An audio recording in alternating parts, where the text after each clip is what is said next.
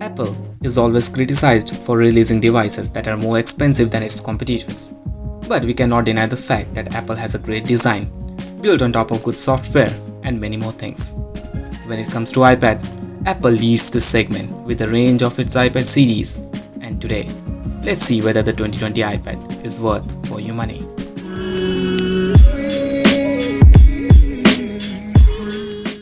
I have been using this device for more than a month now and will give you my opinion about what I think about this device.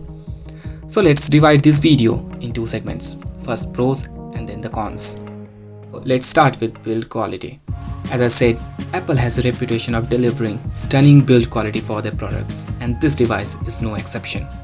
It comes with magnesium alloy finish, what you find on their MacBook series, which feels durable. This is light, handy, and more important, it looks beautiful. Over that, it comes with what Apple calls a Pro Motion display, having a refresh rate of 120Hz. If you guys have experienced a 90Hz display on any smartphone, which is kinda common these days, you probably know what I'm talking about. The smooth experience is a treat over a normal 60Hz panel.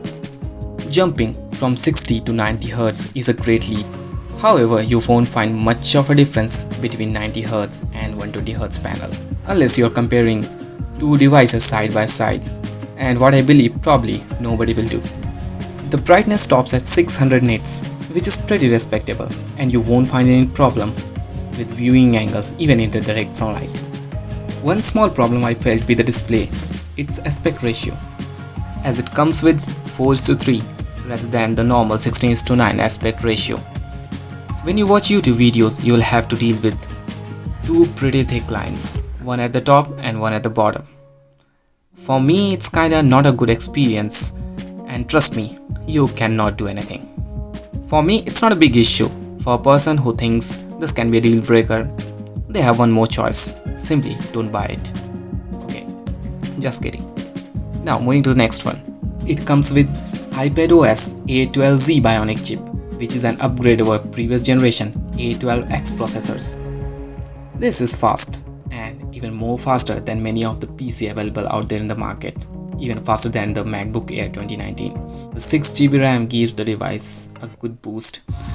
It handles day-to-day tasks pretty well without any lags or hiccups. This has 4 speakers mounted on either sides of the device, which turns out to be very loud and very crisp at the same time. While watching videos, let's not talk about videos anymore. While listening to music and playing games, it has potential to disturb your neighbor. Just kidding, but these stereo speakers are so good.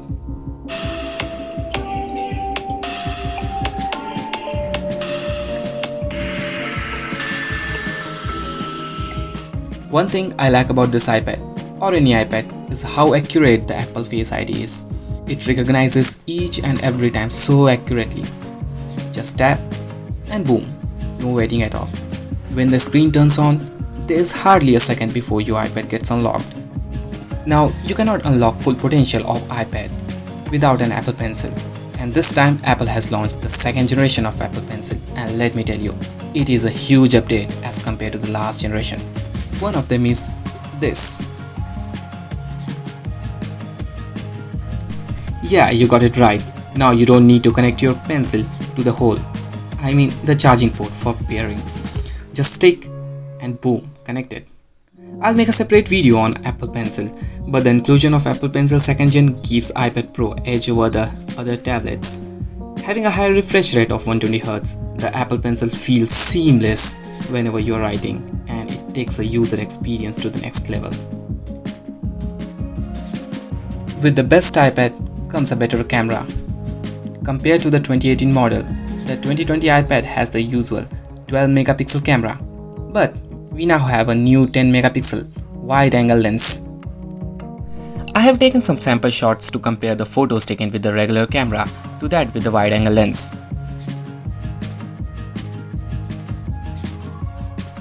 As you can see, the wide-angle lens does really captures a larger area inside the frame, and it goes like this with the other camera shots as well.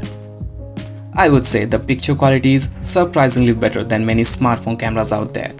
But the most interesting part is the addition of the third lens, which is called LiDAR. Sounds like sonar, right? This is basically a sensor which can measure the depth as well as the distance. Okay, I know it's complicated. Let's see what it does. By the way, that red button is fond of your finger, and this will be highly appreciated. Moving on.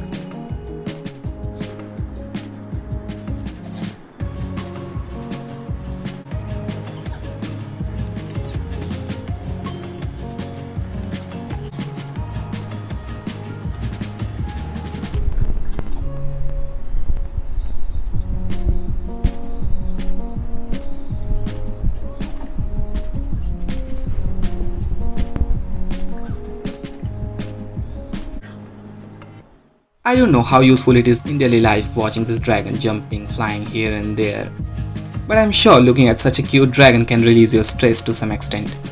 Just kidding. Now coming to the battery life. It is powered by 9750 mAh battery, Li-ion technology, which for me lasts around 8 hours of regular use.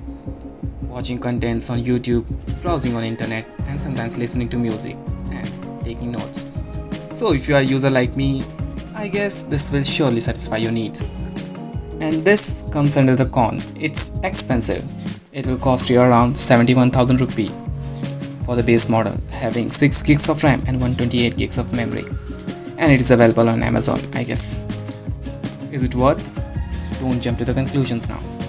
But honestly, I guess for those who want a replacement for their laptop, only this slab is not enough. You need to spend some extra amount on the keyboard, which Apple touts as Magic Keyboard.